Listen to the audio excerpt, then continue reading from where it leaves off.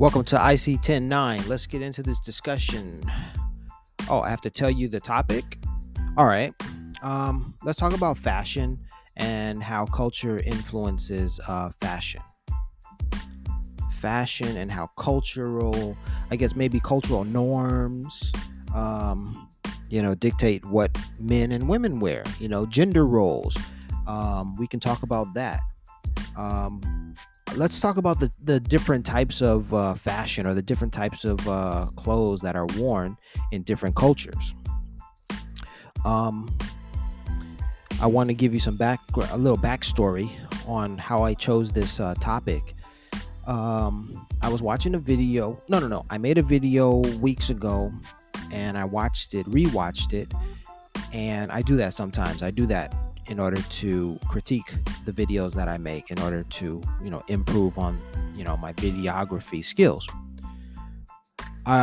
During that video, I mentioned something about a woman whose attire I critiqued in the video, or rather, when I later put the video together, I watched the video, I watched it again, and then I critiqued her.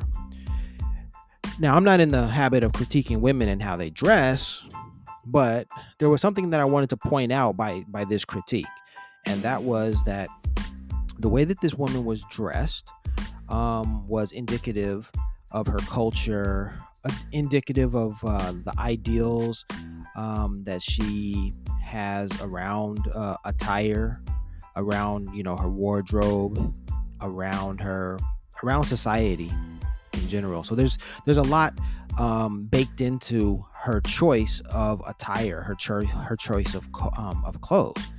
And so that's what I want this segment of this episode, this IC 109 episode, to be about. Choices of clothes based upon cultural norms, or something to that effect. All right, so to be more specific, this young woman whom I critiqued, who I critiqued, well, she was wearing yoga pants and I guess a whole yoga outfit. So everything was very tight. And ooh, she looked so good, you dig? But that's beside the point. The point here is that she was I guess scantily clad, as I might call it. I mean, I would only say that she was scantily clad. Well, I mean, yeah, I think you might even say she was scantily clad, because when you can see the curvature of her muscles, the curvature of her body, her physique, you can see her, and you can almost imagine her nude without that, or you don't even have to imagine. You can literally see everything, and it's like wow, everything is right there. So there's that. Now, I might be sensitive these days to the way a woman dresses, because I lived in a more conservative, maybe you might call it a more repressive environment for women, because women had to wear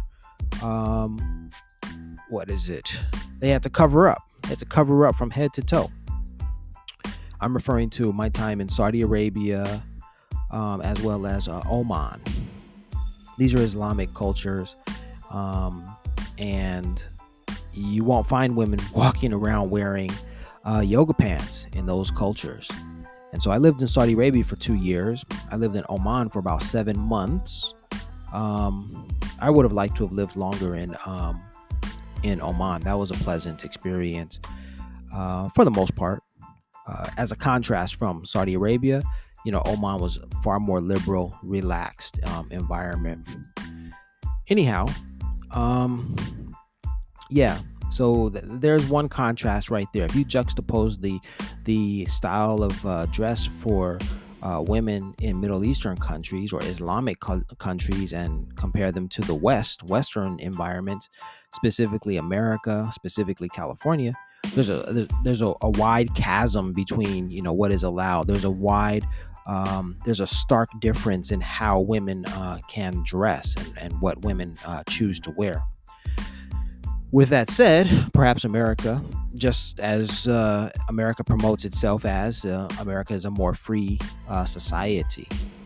I would push back on that idea, knowing that there are a lot of freedoms that are had or that can be had and enjoyed outside of America, whereby it really is a head scratcher that those activities and those freedoms are not in America, the so-called land of the free.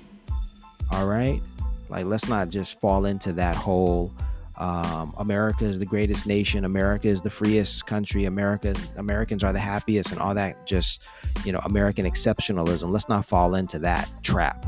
Okay, when you travel the globe, you discover otherwise.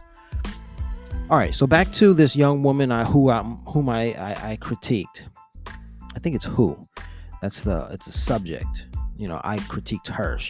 So who, this woman who I critiqued, and on her style of dress. So there she was walking across the street wearing this whole yoga outfit, and I was near UCLA. That's a college town, right? So I just figured that that's kind of the culture, her culture. I don't think she was white. I think she might have been a Latina. Could have been Indian. I don't know.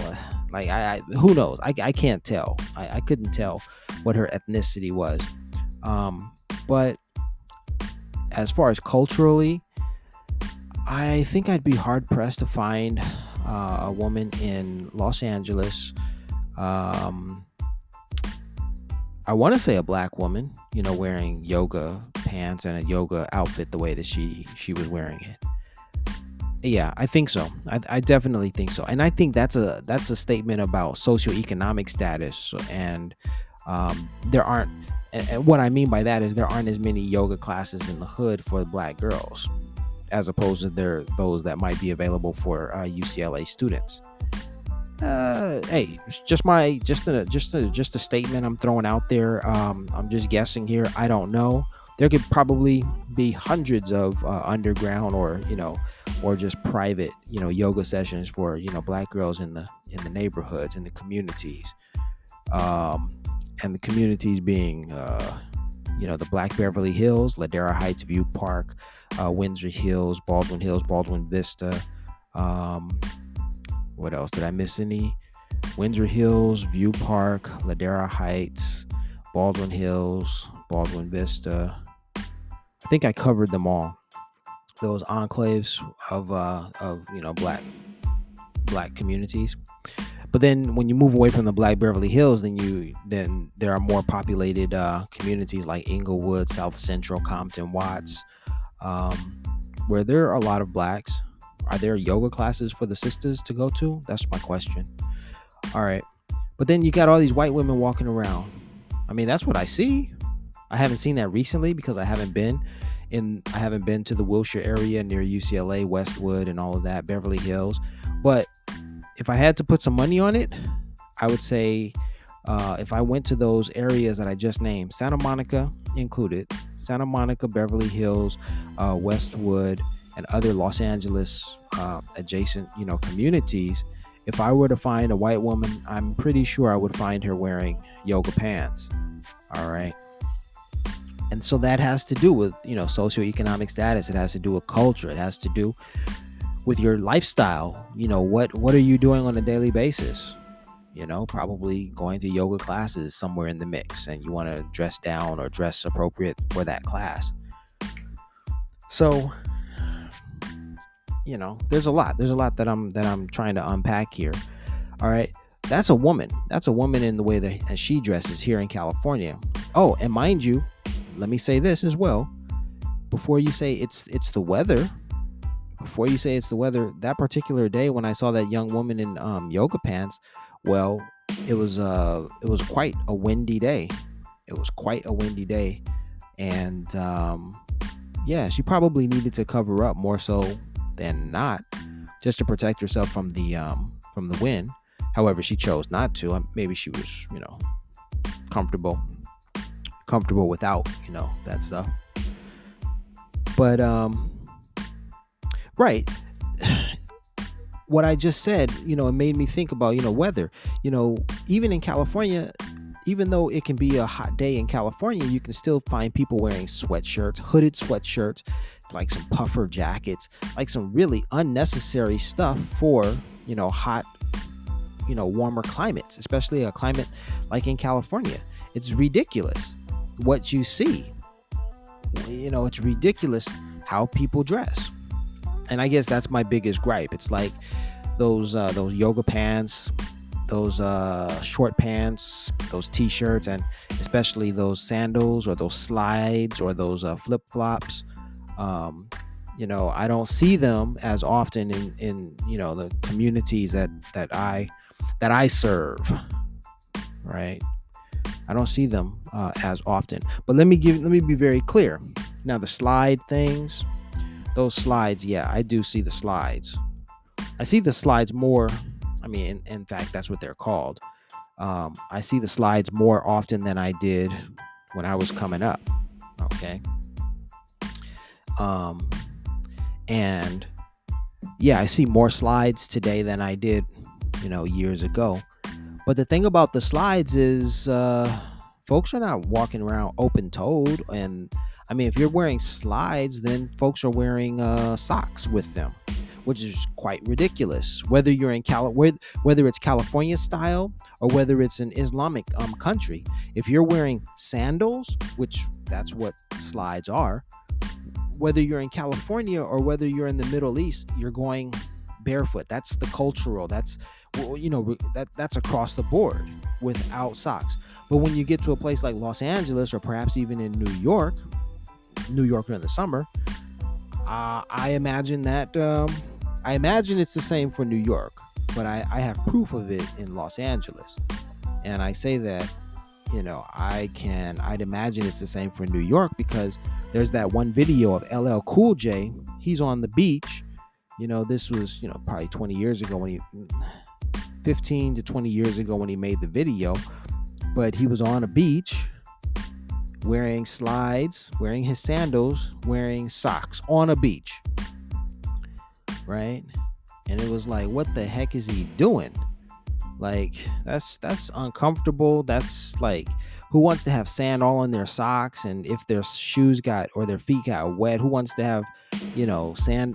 What is it? Socks with sand, with sandals, and at the beach. That's just a mess right there. So because I saw LL Cool J in a video and he's from New York and he was in sandals on the beach, I'm going to assume that there are a lot of other people who are following suit. All right. Now in California, back to the slides and how prevalent they are today. If it's not slides that folks are wearing in the communities, in the black and brown communities, then they are what is it that they're wearing? Crocs. Oh my goodness, the Crocs. That's just something unbelievable. I think it was Big Mike who told me that the Crocs, or maybe it was Jamal who told me this. Excuse me. But if you go and watch the movie Idiocracy with what is that? Terry Crews is the president of Terry Crews is the president, man. That shouldn't be funny. That shouldn't be funny at all. But yeah, Terry Crews is the president, and everyone in the in his society that he reigned over, or over which he reigned, they were wearing Crocs, and it was supposed to be a joke. And then the reality is that today people are actually wearing Crocs, or foam shoes. Even what's his name, Kanye West, popularized those shoes as well. A whole lot of wild stuff is happening. So today, folks are wearing the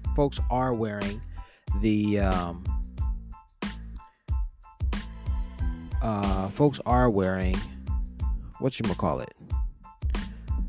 Folks are wearing Crocs, slides, and all that kind of stuff. But here's my point. My point is that there are far more people who are not wearing those Crocs and those slides in the black and brown communities because there's a cultural value placed on sneakers in those communities. There's a cultural value that's placed on, especially Jordans, right? Especially Jordans. If you're wearing your Jordans, then you have a sense of style, and you have a sense of, and you are, wealthy somewhat, perhaps, because those shoes can run you, more than $100, easily more than $100. And if you're a collector, well, then, there you are. You got a nice collection of shoes, plus, that you spent, top dollar on. Oftentimes those shoes are going for like $500 for the right Jordan, the right pair of Jordans. So yeah. Now the yoga pants thing, the slides, the Crocs, these are all, choices of attire. And then it's from my perspective and for what I wear, I just don't feel comfortable wearing sandals in Los Angeles, in America. I just don't feel comfortable. Maybe I'm fearful something is going to happen, and I'll be unprepared if someone starts shooting and you need to run, and I don't run barefoot. I mean, if it were life or death, I would have to run barefoot, but I wouldn't want to. So I would just wear my sneakers to be prepared in that instance. And isn't that a sad reality to have to face? Like, one day there might be a shooting and I want to be prepared. So I'm wearing sneakers, as opposed to, experiencing a full freedom, a full sense of freedom from, worry, care, and this shoe standard. Certainly a freedom full of, free of bullets and stuff. Rather than experiencing full freedom, I'm concerned with, circumstances, unfavorable circumstances that may require that I run in sneakers and not in slides or Crocs or something like that. In America, that's a concern. That's a literal thought. That's something that I have to think about when I choose the shoes that I'm going to wear. Am I going to be able to maneuver fast enough if need be? Yeah. And then outside of those thoughts,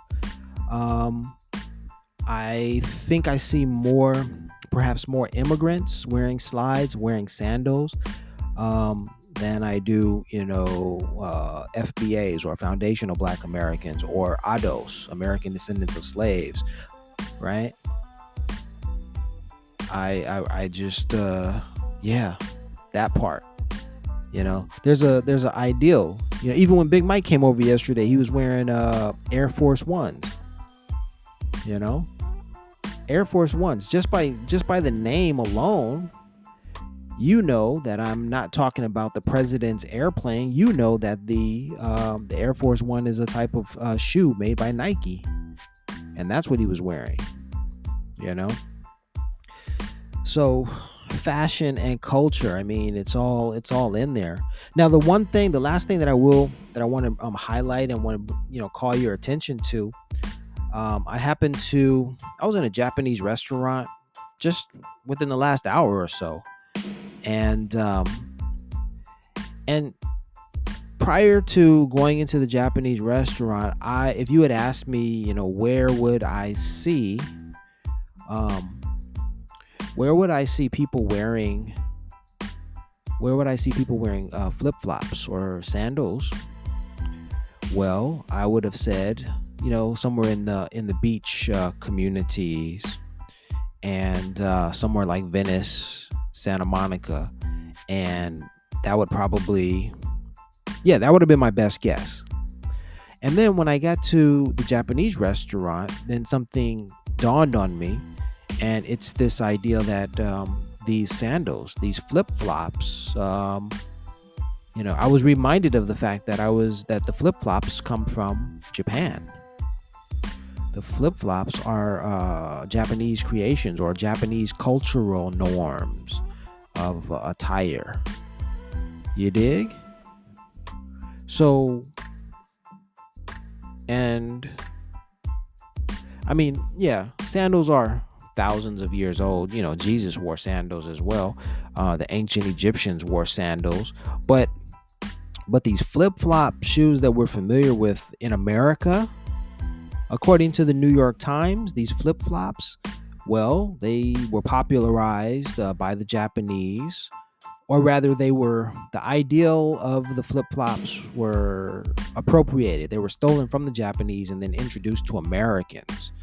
Probably, I don't know when. I don't have access to that article. I'm staring at the article title on Google on my computer screen, and it's called, it's a New York Times article. It's called "Who Made That Flip Flop?"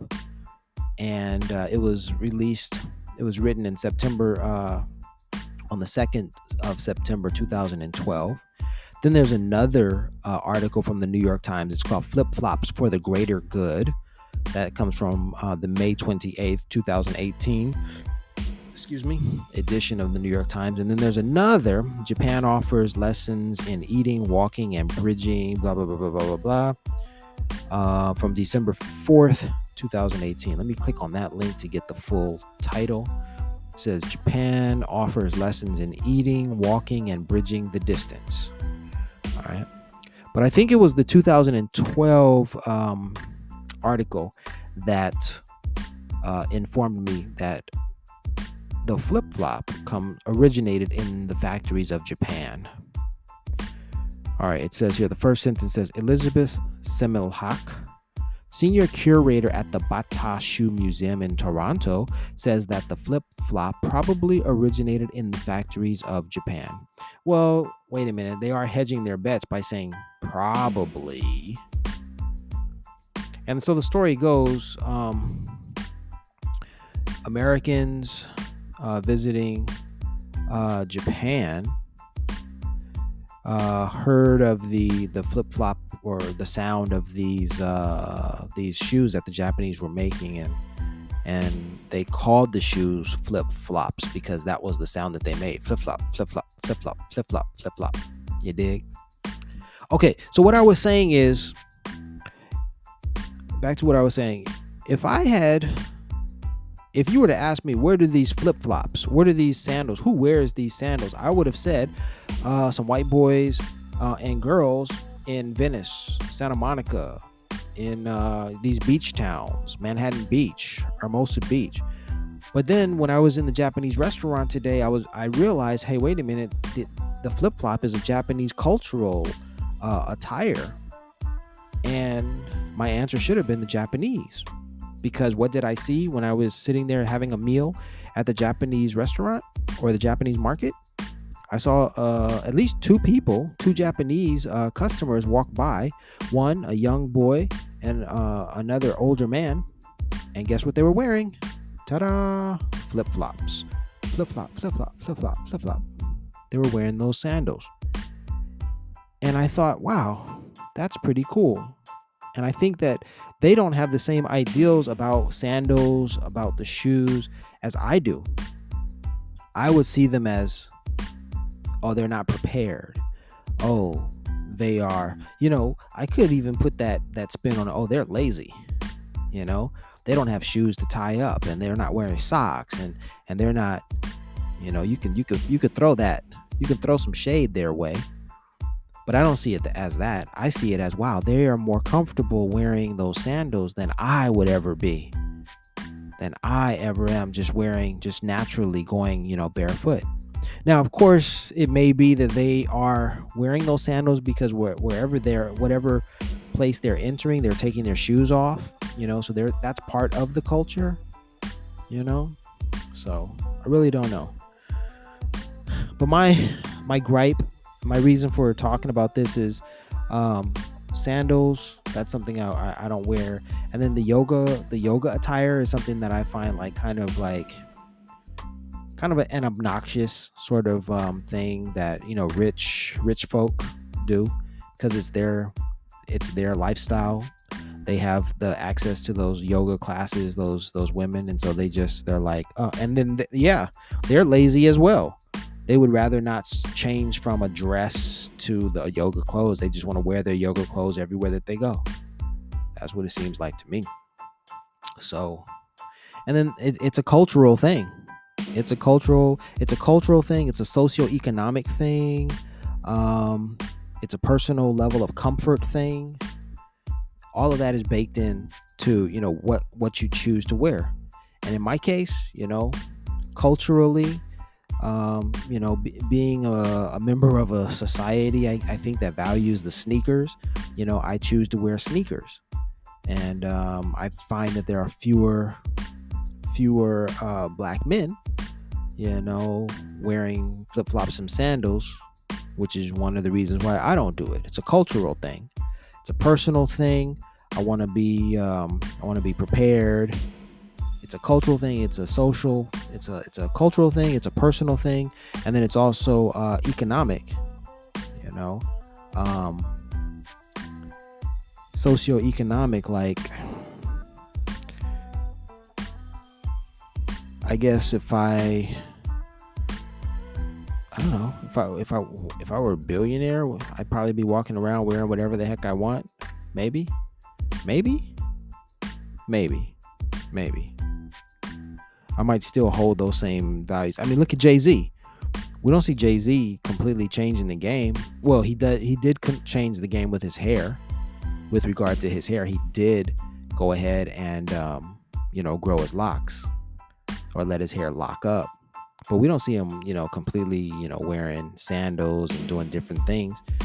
His attire conforms to a different culture, like a corporate culture.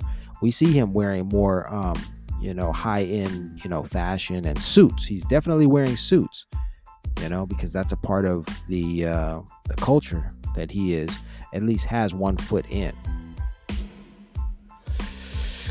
Those are my thoughts on culture and attire. You're listening to the IC109 podcast.